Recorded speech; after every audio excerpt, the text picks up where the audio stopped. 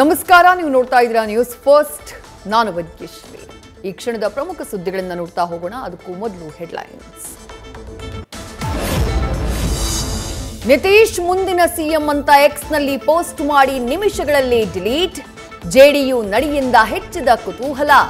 ಬಿಹಾರದಲ್ಲಿ ಅತಿದೊಡ್ಡ ಪಕ್ಷವಾಗಿ ಹೊರಹೊಮ್ಮಿದ ಬಿಜೆಪಿಗೆ ಸಿಎಂ ಸ್ಥಾನ ಸಿಗುತ್ತಾ ಅನ್ನುವ ಪ್ರಶ್ನೆ.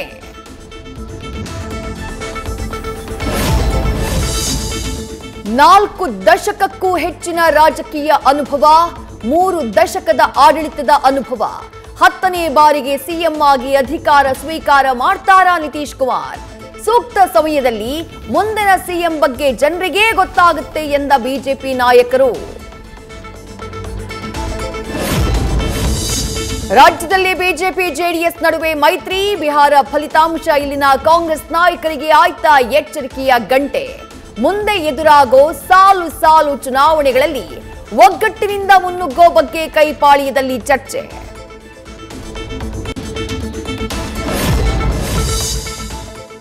ಸಿಎಂ ಸಿದ್ದರಾಮಯ್ಯಗೆ ಬಲ ತುಂಬಿದ ಬಿಹಾರ ಎಲೆಕ್ಷನ್ ರಿಸಲ್ಟ್.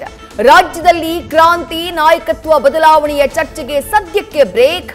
ಅಹಿಂದ ಮತಗಳ ಮೇಲೆ ದೇಶಾದ್ಯಂತ ಫೋಕಸ್ ಮಾಡಬೇಕು. ಸಿದ್ದು ನಾಯಕತ್ವದ ಅನಿವಾರ್ಯತೆಯಲ್ಲಿ ಕೈಪಡೆ.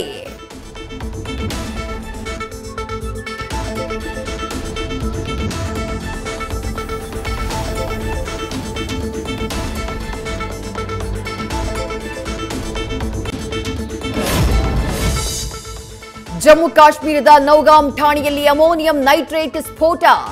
8 ಸಾವು, 27ಕ್ಕೂ ಹೆಚ್ಚು ಜನರಿಗೆ ಗಾಯ. ಡಾಕ್ಟರ್ ಮುಜಾಮಿಲ್ ಬಳಿ ಪತ್ತೆಯಾಗಿದ್ದ ಸ್ಫೋಟಕಗಳ ಮಾದರಿಗಳನ್ನ ತಂದಾಗ ಬ್ಲಾಸ್ಟ್.